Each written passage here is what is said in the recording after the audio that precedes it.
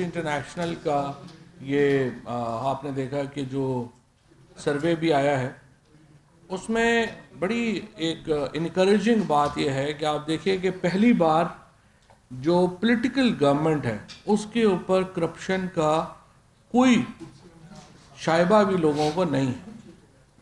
بڑے طویل عرصے کے بعد پاکستان میں ایک ایسا وزیر اعظم آیا ہے جس پر اس کے مخالف بھی یقین رکھتے ہیں کہ وہ کرپٹ پریکٹسز میں ملوث نہیں ہے، اور اس کی وجہ سے ایک جو اعتماد ہے وہ بحال ہو رہا ہے سیاسی حکومت کے اوپر.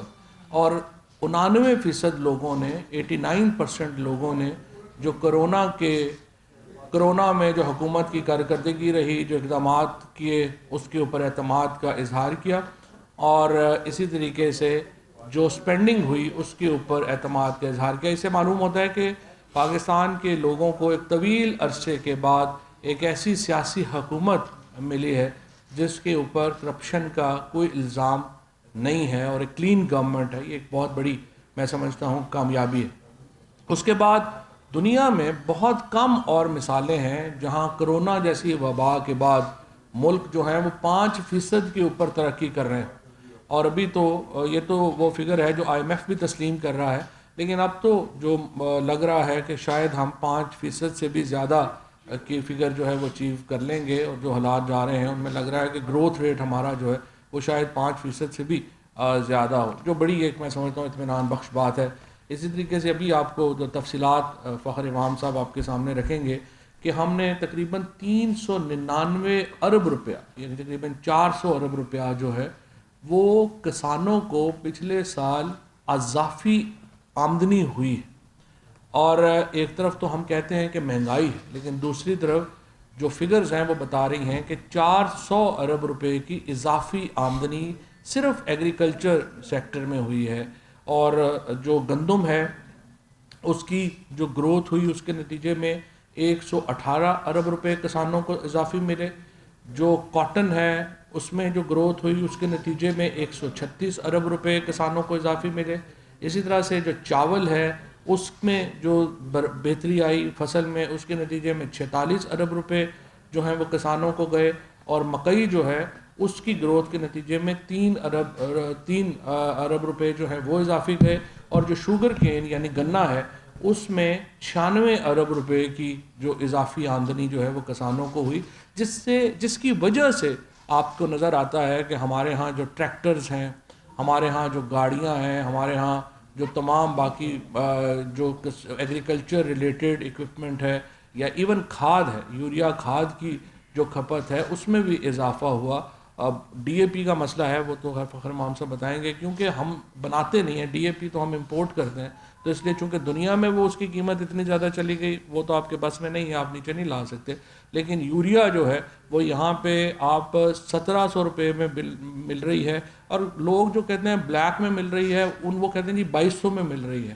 دنیا میں یہ اس وقت 10,000 روپے کی مل رہی ہے. تو آپ اندازہ لگا لیں کہ اس وقت کتنا بڑا فرق ہے. ایک ٹرک جب یوریا کا پاکستان سے اگر باہر چلا جائے گا تو 70 سے 80 لاکھ روپیہ پروفٹ ہوگا. تو آپ اندازہ لگا لیں کہ کتنا بڑا کسانوں کو یہ فائدہ جو ہے وہ ملا ہے. تیسری امپورٹنٹ بات، جو مہنگائی کی وجہ سے کل وزیر اعظم پاکستان نے پاکستان کی تاریخ کا سب سے بڑا سوشل پروٹیکشن پروگرام جو ہے اس کا اعلان کیا. اس کے نتیجے میں آپ دیکھیں، آپ 50 لاکھ روپیہ مہینہ کما رہے ہیں، آپ 5,000 روپیہ مہینہ کما رہے ہیں. آپ تمام لوگوں کو جو پاکستان میں خیبر پختونخوا کے شہری ہیں اور پنجاب کے شہری، اور اب انشاءاللہ بعد میں بلوچستان، آزاد کشمیر اور گلگت بلتستان کے شہری ہیں، تمام فیملیز جو ہیں ان کو 10 لاکھ روپے تک کا علاج سال کا فری ہوگا. اس طرح کا پروگرام کی کوئی مثال دنیا ہی میں نہیں. جو اس وقت UK میں نیشنل ہیلتھ سروس چل رہی ہے اس میں لوگوں کو علاج کی جو سہولتیں ہیں یا جو پریمیم دینے پڑتے ہیں یہ بالکل مفت ہے. اگر آپ کے پاس یہ صحت کارڈ جو ابھی ہم دے رہے ہیں، شناختی کارڈ ہوگا، آپ آرام کسی بھی ہاسپٹل سے، سرکاری ہسپتال سے، پرائیویٹ ہسپتال سے جا کے علاج کرائیں گے، فری ملے گا. اتنی بڑی سہولت جو ہے وہ کسی اور کو نہیں ملی. اسی طریقے سے راشن جو ہے وہ جو 50,000 روپے سے کم آمدنی والے لوگ ہیں انہیں 30% رعایت ملے گی آٹا، دال اور گھی کے اوپر. اور لٹرلی آٹا جو ہے اس کے نتیجے میں جو 2018 میں جو پی ٹی آئی کی حکومت آئی تھی ان 2 کروڑ لوگوں کو اس سے بھی سستا پڑے گا. ویسے اب آٹے کی قیمت میں ویسے بھی استحکام ہے. جو مسئلہ آ رہا ہے وہ سندھ میں آ رہا ہے. میں حیران ہوں کہ یہ جو سندھ کی اوپر اس وقت جو مسلط حکومت ہے یہ کیوں اتنی اینٹی سندھ ہے. اس لیے کہ آپ دیکھیں کہ آپ اپنے شہریوں، پورے پاکستان کے شہریوں کو اس وقت یہ صحت کی مفت سہولت میسر ہوگی سوائے سندھ میں رہنے والوں کے. پورے ملک میں جو راشن کی سہولت ہے وہ 30% میسر ہوگی سوائے سندھ میں رہنے والوں کے. پورے ملک کے جو لوگ ہیں ان کو اس وقت آٹا 1100 روپے پہ مل رہا ہے. سندھ اور اسپیشلی کراچی کے لوگوں کو تقریباً اس وقت 1446 سے لے کے 1460 روپے کے درمیان میں مل رہا ہے. چینی پورے پاکستان میں 90 روپے کی ہے. حیدرآباد، کراچی کے جو ریٹس ہیں وہ اس وقت بھی 97 روپے سے 100 روپے کے درمیان ہے. مجھے نہیں پتا کہ یہ تو سندھ کے جو ایم پی ایز ہیں، خصوصاً جو حکمران پارٹی کے ایم پی ایز ہیں، ان کو سوال پوچھنا چاہیے اپنے وزیر اعلیٰ سے کہ آخر آپ ہم سے کس بات کا انتقام لے رہے ہیں.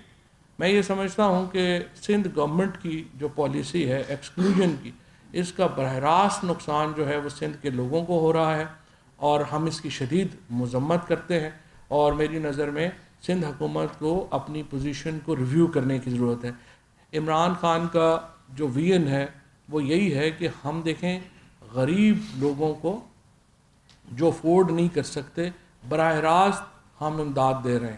ہم نون لیگ کی طرح اورنج ٹرین لائنز بنا کے حکومتوں کے جو بالکل معاشی طور پہ بیڑا نہیں غرق کر رہے. ہم مہنگے منصوبے بجلی کے لگا کر کے پاکستان کے عوام کو لوٹ نہیں رہے ہیں. یہ وہ پرسیپشن ہے جس کی وجہ سے تمام سرویز میں آج پاکستان کی جو سیاسی قیادت ہے اس کی ساکھ میں اضافہ ہوا ہے، اس کے اوپر لوگوں میں اعتماد میں اضافہ ہوا ہے. اور میں فخر امام صاحب سے درخواست کروں گا کہ جو ایگریکلچر کے اوپر جو ہمیں کامیابیاں ملی ہیں، خصوصاً جو 5 بڑی فصلوں میں جو کامیابی ملی ہے وہ آپ کے سامنے رکھیں تاکہ آپ اس کا تجزیہ کر سکیں. جی بسم اللہ الرحمن الرحیم. شکریہ فواد صاحب. میں یہ سمجھتا ہوں جی کہ پاکستان کی اگر آپ تاریخ دیکھیں زراعت کی تو 1960 سے لے کر 2000 تک ہماری جو گروتھ ریٹ تھی 4% تھی ایوریج. اس کے بعد 2000 سے لے کے اب تک جو اس کی گروتھ ریٹ رہی ہے وہ تقریباً 3% رہی ہے زراعت کی. Honourable prime minister Imran Khan کی حکومت بڑے سالوں کے بعد جس نے میں سمجھتا ہوں فوکس کیا اور زراعت کو ایک پرائورٹی کے تحت چلانے کی کوشش کی اور کچھ حد تک میں سمجھتا ہوں کامیابی کے حد تک ہم کامیاب بھی ہوئے ہیں. اور اس کی مثال یہ جو پچھلے ہمارے 2 سال گزرے ہیں اور خاص طور پچھلے 2 سالوں میں اور یہ جو پچھلا سال گزرا ہے، ہمارے 5 جو میجر کراپس ہیں جس میں گندم 37% ایریا پہ لگی ہوئی ہے. ہماری پچھلے سال جو تھی record production 27.5 million ton, 2.2 million ton پچھلے سال سے زیادہ تھی. اور اگر وہ امپورٹ ہم کرتے وہی آج کی قیمتوں میں تو تقریباً $900 ملین کا ہمیں نقصان ہوتا. اسی طرح کپاس کی جو پیداوار ہے اس سال جو ہمیں ایکسپیکٹڈ ہے وہ تقریباً 9 ملین بیل کے قریب ہے. پچھلے سال 7 ملین بیل ہوئی تھی. وہ 2 ملین کا اگر ہم اضافہ دیکھیں اور اگر وہ ہمیں خریدنی پڑے تو اس کا تقریباً $750 ملین کا ہمیں فائدہ ہوا.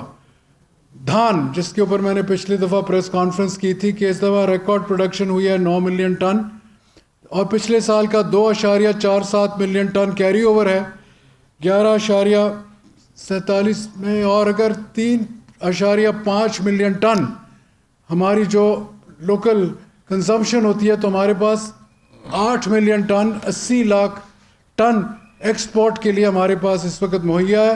پچھلے سال ہم نے $2.11 ارب کی ایکسپورٹ کی تھی دھان اور اس دفعہ ہمارے پاس جو پڑی ہے اور انٹرنیشنل پرائس کو جب ہم دیکھتے ہیں تو تقریباً 4.75 अरब डॉलर की हमारी एक्सपोर्ट हो सकती है, यानी कि $2.62 बिलियन एक्स्ट्रा हमारी एक्सपोर्ट सिर्फ धान की वजह से इंशाल्लाह होगी अगर हम तमाम तर को एक्सपोर्ट कर दें। और हम चाहेंगे कि चाइना और दूसरे ममालिक जो ज़्यादा इंपोर्ट करते हैं धान हमारे से इंशाल्लाह इस दफ़ा ज़्यादा ख़रीदारी करेंगे। इसके साथ मकई की पैदावार भी रिकॉर्ड प्रोडक्शन हुई है। वो पिछले साल 8.9 मिलियन थी, इस दफ़ा तकरीबन 9 मिलियन टन हुई है। थोड़ा सा इजाफा हुआ पर इजाफा हुआ है। और शुगर केन पिछले साल 81 मिलियन टन हुई थी, इस दफ़ा एक्सपेक्टेड है 89 मिलियन टन। और उससे जो एक्स्ट्रा हमारी शुगर अगर उसकी हम कहें कि एक्स्ट्रा जो बनेगी और अगर उसकी इंपोर्ट की हम कीमत देखें तो वो तकरीबन $800 मिलियन की बनती है। तो ये बहुत ही एक मैं समझता हूँ, और इसमें हुकूमत पाकिस्तान प्राइम मिनिस्टर की जो अपना एक पॉलिसी फ्रेमवर्क जो उनके ज़रिए हमने दिया है कौम को, सूबाई हुकूमतों का भी उसमें बहुत हिस्सा है, पंजाब का ख़ास तौर पे, और इसके साथ साथ हमारे दूसरे सूबों ने भी इसमें इजाफा किया है। और सबसे ज़्यादा क्रेडिट जो जाता है हमारे काश्तकार भाइयों को और बहनों को, जिन्होंने इसके ऊपर ख़ास तौर तवज्जो दी, क्योंकि जैसे अभी कहा गया कि 399 अरब उनको फ़ायदा भी हुआ, उनकी इनकम में इजाफा हुआ। और उसके साथ हम देखते हैं कि जैसे भी इस गवर्नमेंट का क्या कि कौम के स्टैंडर्ड ऑफ लिविंग, मयार ज़िंदगी को बुलंद कर